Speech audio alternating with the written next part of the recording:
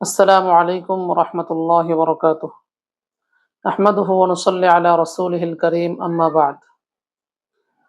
সম্মানিত দর্শকবৃন্দ, আজকে আমি একটি প্রচলিত ভুল সম্পর্কে আলোচনা করব। আমরা সাধারণত খাবার পড়ে গেলে সেই পড়ে যাওয়া খাবার তুলে খাওয়ার ব্যাপারে অন্যকে উৎসাহিত করার জন্য, উদ্বুদ্ধ করার জন্য আমরা অনেক সময় বলে থাকি, ভাত ফেলতে নেই, কারণ একটি ভাতের দানা বানাতে 70 জন ফেরেশতা লাগে। এই জাতীয় কথা আমরা অনেক সময় বলে থাকি। সম্মানিত দর্শকবৃন্দ, শুধু ভাত নয়, সমস্ত খাদ্য আল্লাহ পাকের বিরাট নিয়ামত, আর এই নিয়ামতের শুকরিয়া আদায় করা উচিত। এটা আমাদের প্রত্যেকের দায়িত্ব এবং কর্তব্য। সেই সাথে এটাও কর্তব্য যে খাবার কোনোভাবেই যাতে অপচয় না হয়, নষ্ট না হয়, সেটা আমাদের প্রত্যেকের খেয়াল রাখতে হবে।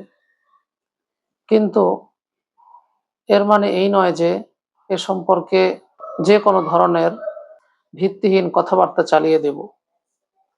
আল্লাহ রসুল সাল্লাল্লাহু আলাইহি ওয়াসাল্লাম কোনো খাবার যদি পড়ে যায় তাহলে সে খাবার উঠিয়ে খেতে বলেছেন।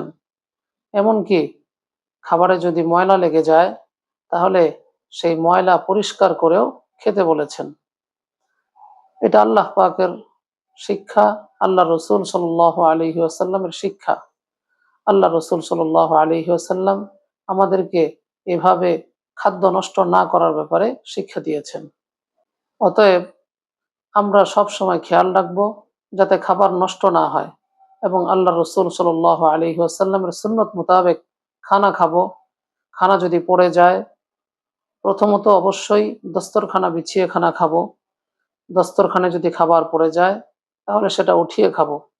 প্রয়োজনে যদি ময়লা লেগে যায় তাহলে সেই ময়লা ধুয়ে পরিষ্কার করে হলেও আমরা খাবো।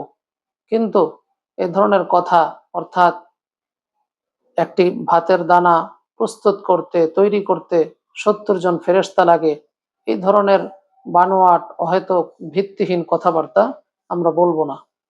এই কথার কোনো ভিত্তি নেই। আল্লাহ পাক আমাদের সকলকে এ ধরনের ভিত্তিহীন কথাবার্তা বলা থেকে বেঁচে থাকার তৌফিক দান করুন। আমিন।